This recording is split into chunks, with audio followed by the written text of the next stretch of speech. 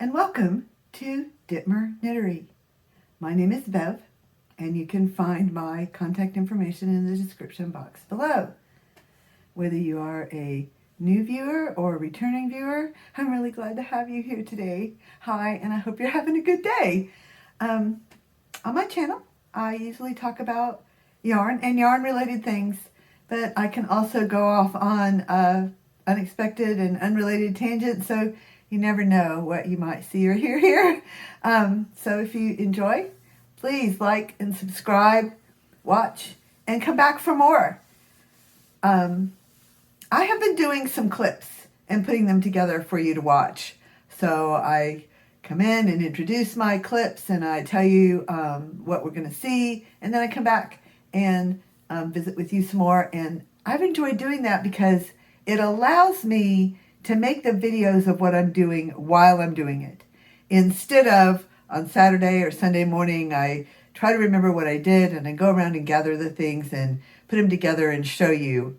I'm hoping that these video clips that I'm making as I work, I hope you enjoy them too. So let me know, because that's the reason I'm doing it, is I think that it gives you and I the opportunity to see things more like kind of in real time.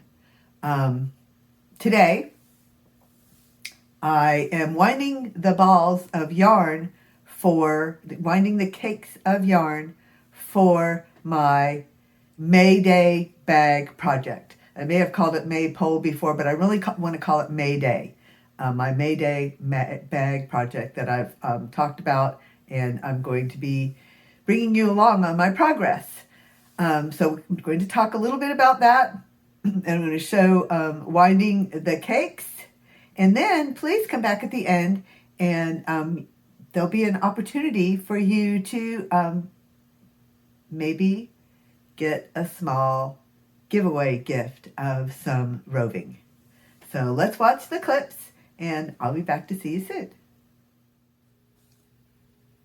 I'm winding the yarn for the Maypole project I was telling you about. And this is what the little donut type cake looks like before I wind it.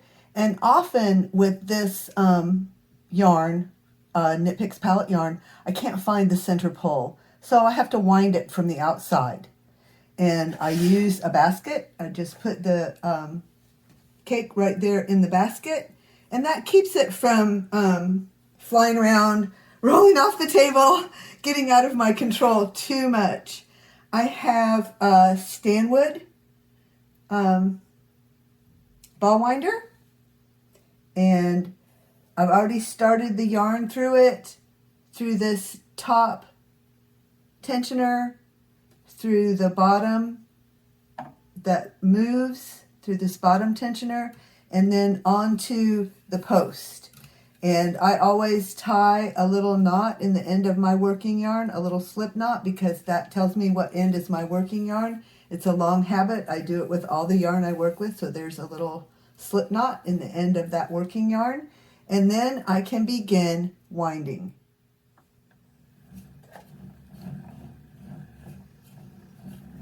And sometimes it's good to usually it's good to use your hand as an additional guide and tensioner to keep the yarn moving smoothly.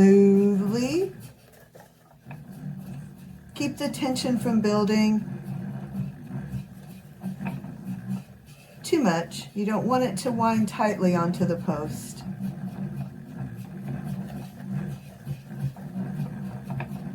And of course, if this yarn were in a different put up, say in a skein, you might need to use your Swift.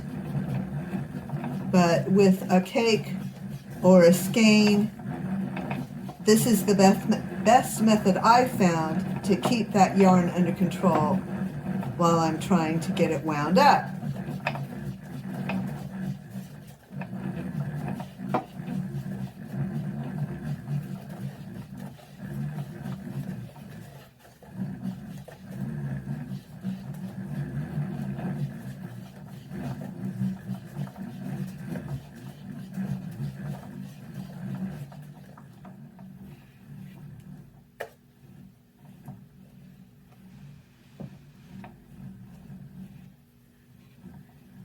almost finished making this cake.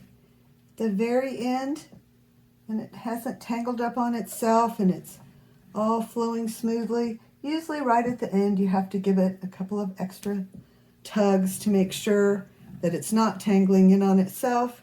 And then at the very end, I usually tuck this end in under another piece of yarn just to keep it in place.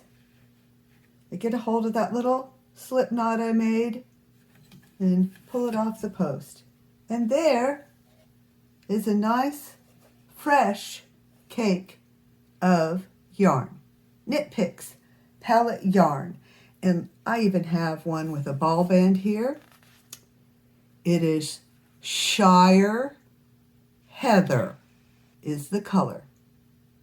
And then I have a couple more to wind as well. I'm probably going to wind another one of the Shire Heather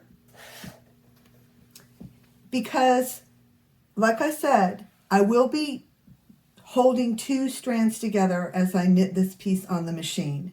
And so if I have two cakes of this, I can hold two strands of that together. Now I may blend it with another color and hold those two strands together.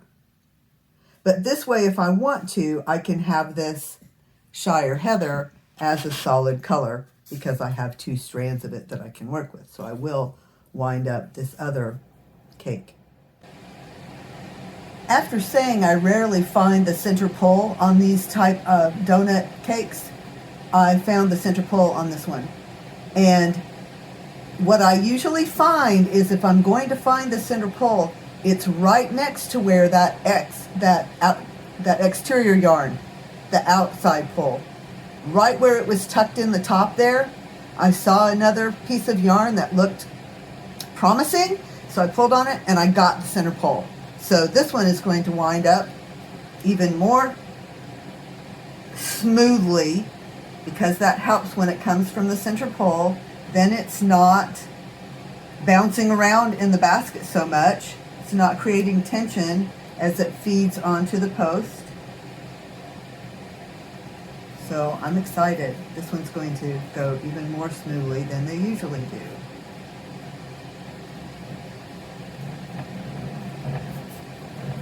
And this color is Knit Picks palette yarn, Pea Pod.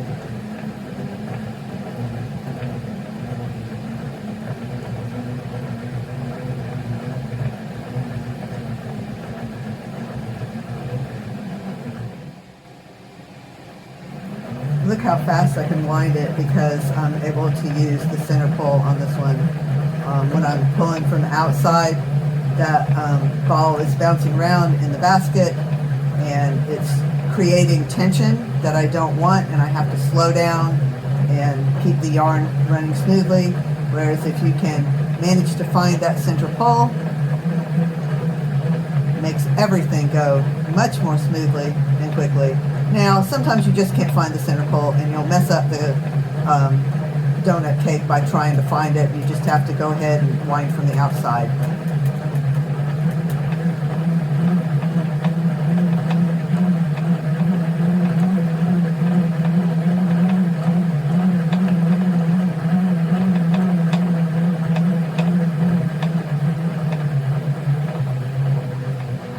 As it begins to get near the end of the donut, I have to slow down. It will begin to tangle because it doesn't have its own weight to hold it in place anymore.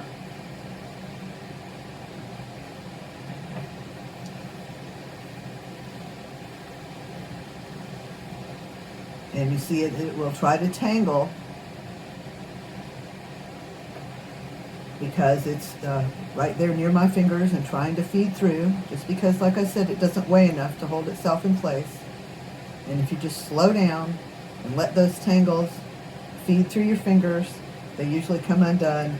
And that was just about a perfect example of how to wind a cake from this type of yarn. I hope you like that. I really actually enjoy winding the cakes of yarn, especially since I got the large Stanwood ball winder. It works really well, and it just makes the job fun and easy. So I hope you liked watching that. Katrina at Mindful Crafts and More, she just has the most interesting videos. And as you know, she is a very calm and gentle person, and easy to watch and easy to listen to. I just can't say enough about how much I enjoy her videos, and I hope you'll go watch some of them too and find that the things that she's talking about are so relevant to what we do. She's right in here with us in our nice yarny community, and I'm so glad she's a part of it. And I have been doing some giveaways from time to time to try to call attention to Katrina's channel, Mindful Crafts and More. Of course, there'll be a link in the description box below. So I've been giving away just a small bit of roving that's appropriate for wet felting, like perhaps a bar of soap.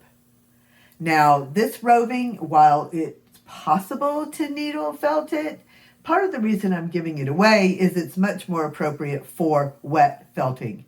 These fibers are long and fine, and it's hard for that felting needle to catch them and push them into the fabric, whether it be wool or whatever you're trying to do the needle felting on. Those long, thin fibers are more difficult to needle felt. Now they work, and in some applications you want just exactly the effect you're going to get by needle felting them. But if you want a smooth needle felted finish, I suggest batting, and I often use yarn. And yarn creates, the effect I'm looking for.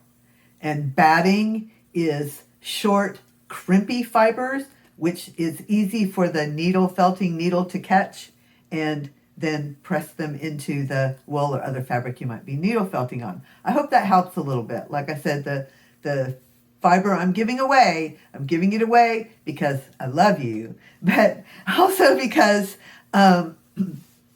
it's not something that I think I'll use, and I have a lot of it, and someone gave it to me, and hey, let's share the joy. So it's possible for you to win this little package of roving. The rules will be in the description box. I usually don't recite the rules because they're the same every time, and you can refer to them, and you can email me, and you can make comments and ask questions if you wonder what the rules are, what I mean by what's in the description box. So Katrina has done some work with some trees of life work, some tree of life objects. She's created several trees of life in different forms. On this video that I'm going to ask you to watch, I suggest you watch several of Katrina's videos, if not all. Please just watch her playlist. So the video that I would like you to watch to have a chance to win the roving this time is called Work a Whip with Me Tree of Life Challenge, #tatting, and shout out to Priscilla. And of course, you don't have to remember all that long name. I will put the link and the name of the video in the description box down below. So go watch that video, Work a Whip with Me Tree of Life Challenge. You'll find the link down below. Comment with my name on that video, Bev, B-E-V. Comment with my name on Katrina's video. Then come back over here to this video and comment here and tell me, how many trees did Katrina tat? Katrina tatted trees. How many trees did Katrina tat? And that's what you need to comment on this video. And then I will do a random drawing, and whoever gets, whose name gets drawn, okay, you will win a small package of roving. And I think this is the 5th or 6th prize. If this is the 5th one, there's one more. So this is the 5th or 6th prize. If you've already won, you can win again. And I did send international. And I'm glad to do that. There's only a couple more prizes left. Hey, if you're international and you're watching me and you want to win a little bit of roving, I'm glad to send it to you. It's a small package, and I'm just really glad that all of you are watching and all of you are here. Really appreciate each and every one of you. I have already made some more videos of my May Day bag project, and I'll have those up for you soon. I usually put out a video a week, and usually on the weekends. I've enjoyed our time together here today. Thank you so much for watching. Peace, love,